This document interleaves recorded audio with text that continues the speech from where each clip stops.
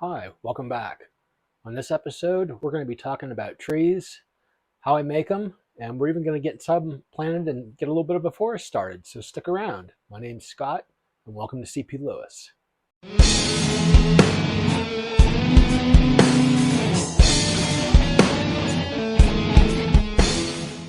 So back in October, I went out and picked up all the trees that I wanted to use for the layout. What I'm using is a weed that's called a reed weed, R-E-E-D, like a reed weed, like kind of like a reed that you would have in an instrument or something like that. Um, there's goldenrod. There's all the different kinds of weeds that you can actually use to make trees.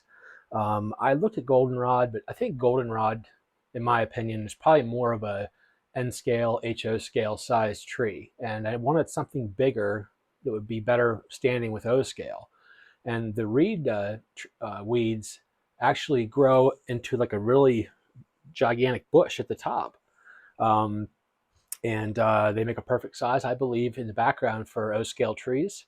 Um, I live outside of Baltimore City, a little ways, so around the Beltway to Baltimore, there's several places that you can pull off, but there's just millions of these things growing.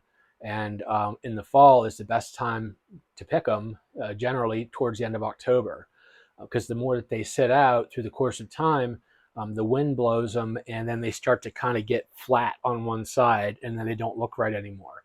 So you have like a window from probably like maybe end of October to maybe like endish of November, beginning of December, to pick some of these, and that's pretty much going to be your window. And then shortly after that, they just start to flatten out from the rain and the wind and stuff like that, and them constantly just blowing. Um, so that's where I got in mine. In some of these photos here, you'll see that what I did was I used just some pieces of dense foam, like 2x2 sheets. And what I did is I just poke a hole in there, or lots of holes in there, and maybe just space them maybe like 4 inches apart. And as I cut these trees, as you see, I take them and I stick them into this foam piece, and I filled up, I think, maybe 6 of them. As you can see here in one photo, that if they're sitting in the back of the car, and it probably took me, I would say, maybe an hour and a half to pick all these. It doesn't take long. I just use an old pair of scissors and just go out and I'll just cut maybe like 5 or 6 and just have them kind of like, I'll just stick like the stems in my fingers and stuff to hold them. And then I stick them down into this piece of foam. The idea with putting it down in the foam is you don't want to throw all these into a sack or a basket or a bucket or something like that, because as you keep packing them in, the bottom ones will eventually go flat and then they're no good. So when you stick them upright in these pieces of foam, they hold their shape and they keep for quite a while. So, I've got several hundred here that I picked back in October when they were at the right time. And that's what we're going to be using to make our trees. So let's go outside here and I'll show you what I'm going to do next. Okay, so here we are outside. I got a couple cans of spray paint here. I use just a lighter green and then a darker green. So lighter green was something like this. And then this is kind of like a darker green. The darker green, what they call, is like a Spanish moss. And the other light one is spring grass. So those are the two colors I got. I picked those up at Lowe's. And then for the covering that we're going to put over top of the tree, we're going to use this stuff. It's called Super Leaf by Woodland Scenics. I've never used it before, so I was kind of anxious to try to see how this is going to make the trees turn out.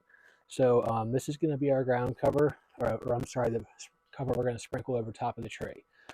So what we're going to do here now is we take our tree, you see here, and then what we're going to do is we spray it green, and I usually start from the bottom and kind of like go from the bottom up and then flip it over and go from top down to make sure that you're getting everything sprayed green the way you're supposed to. So, and then I spray into a bucket just so we don't get all that overspray going everywhere. So I'll start off here by just painting this, and you're going to want to make sure you give it a nice generous coat too.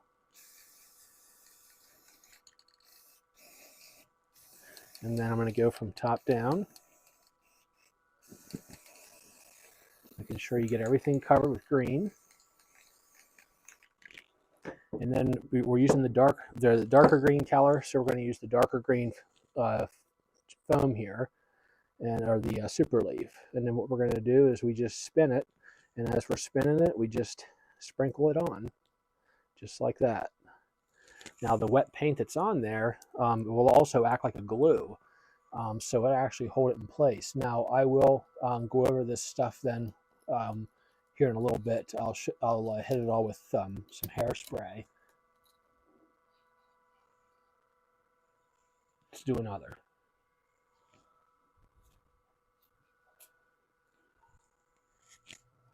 I just alternate colors.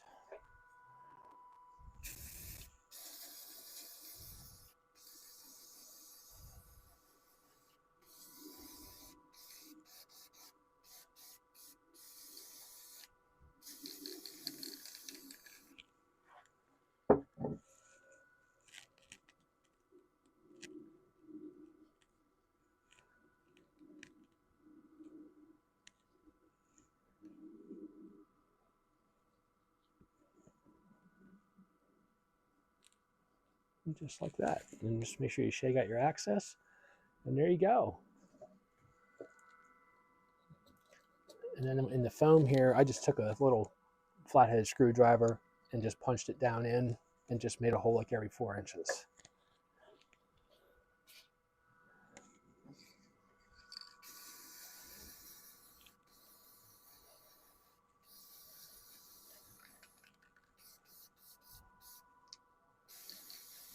Also make sure you're wearing a glove too. Otherwise your hand's going to be green.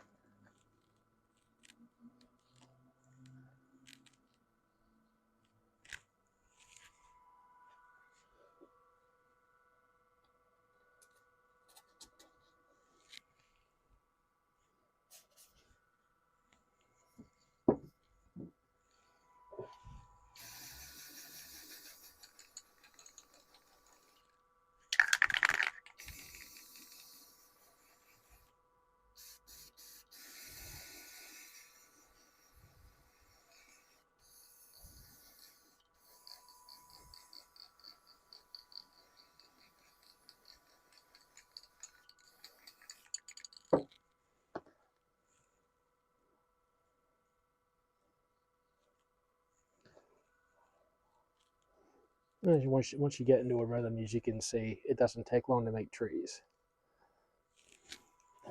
But that kind of gives you the idea. I mean, we've been here for, what, not even 10 minutes or 5 minutes, and I've already made 5. So I'm going to make a couple more, and then we'll show you how we get them planted. Over here ready to put some trees in. As you can see, I went ahead and just did some painting, put some ground cover down. I used a combination of just some fine coarse turf, and I also took some leaves like we talked about in the last episode and put those in a blender and ground them up really fine, and just kind of used that to help make a little bit more of a forest floor. So in this procedure, what you'll need is you're going to need a cordless drill. I'm going to use a 1/4 inch bit just because some of the widths of the tree trunks can vary. But the whole point is we just want to get it down in. And then the other thing you're going to need is a hot glue gun. This one I picked up, I think, at Lowe's. And then I just get a bag of the big glue sticks. So what you're going to do is I usually just start it on the back side, and I always work my way front. What you're going to do is you're going to drill a hole.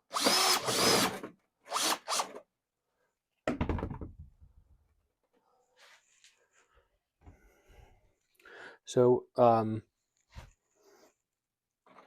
just going to drill a hole, and then take your tree and just really watch your fingers. And you want to just do this over somewhere that's not going to be getting glue everywhere. So I just put some glue around the top just like that, and then stick it down in. just like that. And then you just repeat it again. I'll just come up here a little ways and I'll make another hole, just like that. Take another tree that we made, put some glue around the base, and then I take it and just plant it down. And sometimes you might want to hold it there just for a couple of seconds until the glue dries, but sometimes they might give you a little bit of a fuss to get them to stand up. Sometimes if you have that issue, what I do is I just come down here and drill another one, and then just put another tree right in front of them, which you're going to wind up doing anyways to make your forest scene. So I'll come down here and just stick one in there, and then as you can see, it just holds everything up really nice. So I'm going to go ahead and just keep going with this. I'll show you a couple more here yet, but I think you kind of get the idea. Some people just kind of go through and you can drill several holes if you want. And then, yeah, you're just going to take your hot glue and put it around and stick it down in. Really easy stuff, really. It's just basically just do and repeat. Now, as you can see, like when you drill some of this, the Structilite, the white and stuff comes up. So when you fix all your ground cover with, I use water and white glue, and then after that dries, then you apply this. But you could come back with a vacuum or something, and you could vacuum some of this up. When you're doing a really dense forest, you're not going to see it anyways. Just like how you see we got some paint here on the backdrop, but as you can see the size of these trees. It's going to cover everything. So that's why I'm not being really fussy about trying to make sure that we have all this stuff in the back, because once we get the trees up and around there, it's going to cover everything up. So I'm going to make several more trees here, and then when I come back, I'll show you what the forest scene looks like once we have a bunch in. Okay, as you can see, here's our forest. So it doesn't take long to make trees. I made all these in probably in a matter of, let's say, 2 hours, 2.5 maybe. But, you know, definitely want to just vary the color of them, you know, so it looks like a real forest. You know, some are light, some are dark. But we definitely went through and just kind of put a variety in. But as you look around here, you can see that that's a very effective forest. And really, all it's taken is just your time to go pick these in the fall and just buy some spray paint. And you can even just use regular ground foam from Woodland Scenics or Scenic Express or whoever to, you can put some on your trees to make them look like they have leaves. I just tried their super leaf on it. I think they turned out really nice. But you know, you get in here and look close. I mean, that's a pretty good forest for all the more that I spent for just super leaves and ground foam and some different color spray paints. So yeah, that's going to wrap it up for this video. I'm going to leave you with the train running through the scene here a couple of times. And yeah, stay tuned for another layout update coming. And if you have any questions, feel free to ask or leave me some comments. And please subscribe because there's more videos coming. Until then, I'll see you next time.